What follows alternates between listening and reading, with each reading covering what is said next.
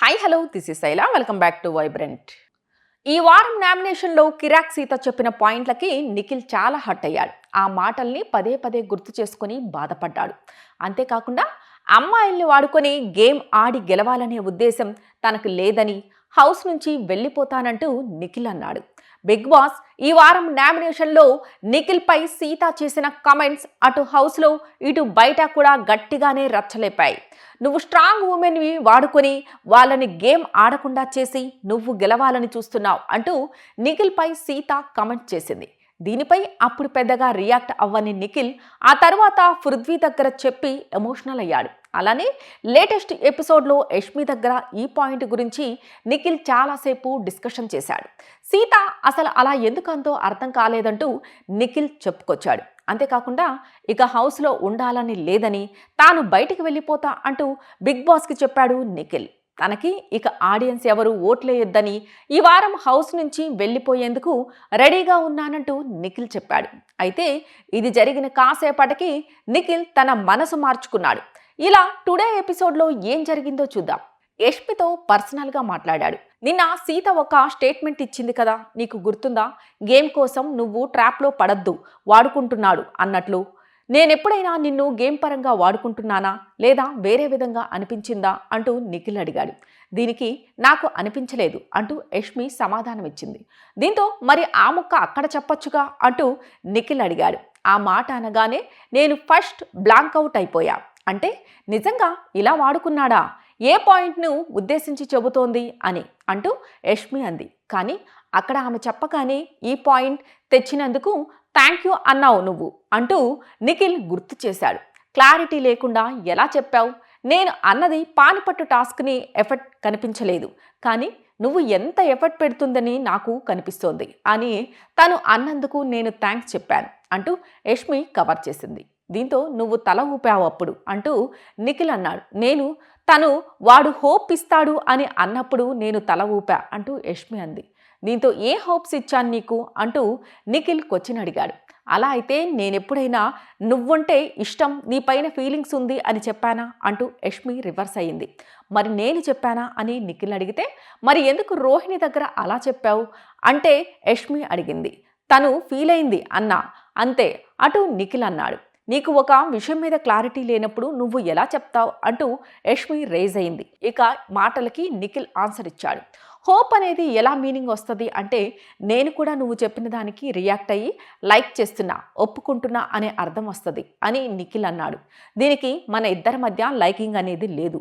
నేను కూడా సీత చెప్పినప్పుడు స్ట్రక్ అయ్యా. నీ వైపు చూసా, నువ్వు నిల్చొని మాట్లాడతావు అని అనుకున్నా, కానీ నువ్వు మాట్లాడలేదు. అయినా నేను ఎంతవరకు చెప్పగలనో అంతవరకు చెప్పాను. అక్కడ నా గేమ్ కూడా మొత్తానికి పోయింది. ఈ వారం నేను వెళ్ళిపోతానేమో అంటూ యష్మి అంది. దీనికి నేను కూడా పోవచ్చు, చెప్పలేను అంటూ నిఖిల్ అన్నాడు. నా వల్లే ఇదంతా, దీనికి నీకు టాప్ 1 to 5లో పెట్టారు. ఇప్పుడు చాలా తక్కువ టైం ఉంది. మన వల్ల మన గేమ్ ఇబ్బంది అవుతుంది అంటే మనం మాట్లాడకుండానే ఉందాం. ఐఎమ్ రియల్లీ సారీ నీ పైన అలాంటి స్టేట్మెంట్స్ వచ్చినందుకు. ఆ కన్ఫ్యూజన్ అనేది నా సైడ్ నుంచే స్టార్ట్ అయింది. నేను కూడా ఇంత ఎక్స్పెక్ట్ చేయలేదు. నేను కూడా చాలా ఫీల్ అవుతున్నా. నా ఫ్రెండ్స్, నా డాడీ హట్ అయి ఉంటారు. మా డాడీ కనీసం మన గురించి చెప్పలేదు అంటూ యష్మి చెప్పుకొచ్చింది. అలానే మేబీ తను అంటే సీత కూడా ఫీల్ అయిందేమో తన విషయంలో అని యష్మి అడిగింది.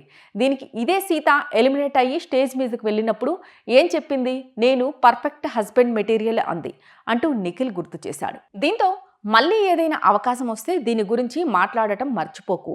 నిన్న మాట్లాడాల్సింది నీ కోసం, కానీ అక్కడ నా గేమ్ కూడా ఇంపార్టెంట్. హ్యాపీగా ఉండు, నా వల్ల ఇదంతా అయింది అంటూ యష్మి వెళ్ళిపోయింది. నాకు ఓట్లేయకండి ప్లీజ్. యష్మి వెళ్ళిపోయాక నిఖిల్ కెమెరాతో మాట్లాడాడు. బిగ్ బాస్, నేను ఇక్కడికి వచ్చినప్పుడు నాకు కొంతమందే తెలుసు.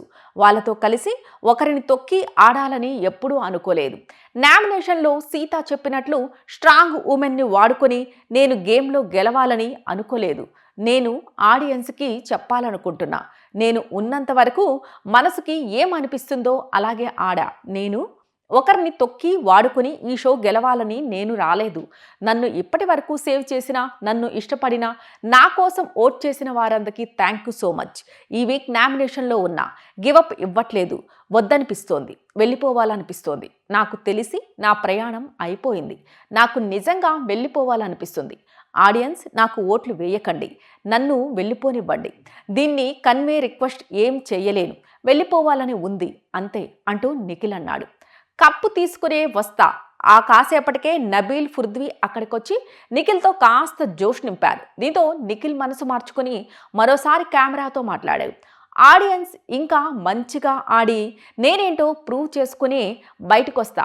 మీ సపోర్ట్ ఎప్పుడు కావాలి, అప్పుడే అవ్వదు నేను వెళ్ళిపోతా అని అన్నందుకు సారీ. మీరు అంత ఇష్టపడి ఇక్కడ ఉంచారంటే ఒక కారణం ఉండే ఉంటుంది ఖచ్చితంగా.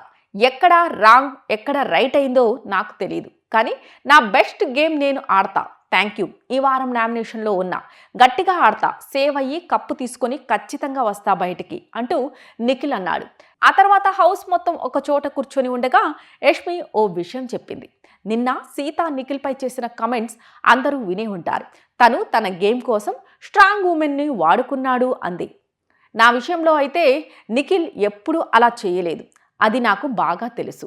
తన గేమ్ తను ఆడుకున్నాడు, నన్నైతే ఎప్పుడూ గేమ్ కోసం వాడుకోలేదు అంటూ యష్మి క్లారిటీ ఇచ్చింది. ఇక ఇదే విషయంపై నిఖిల్ కూడా మాట్లాడాడు.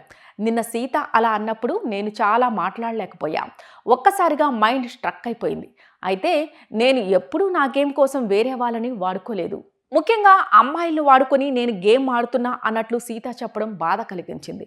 నేను ఒకవేళ నిజంగా అలా ఆడుంటే ఎప్పుడో వెళ్ళిపోయేవాడిని అంటూ నిఖిల్ అన్నాడు. ఇలాంటి లేటెస్ట్ అప్డేట్ కోసం చూస్తూనే ఉండండి వైబ్రెంట్.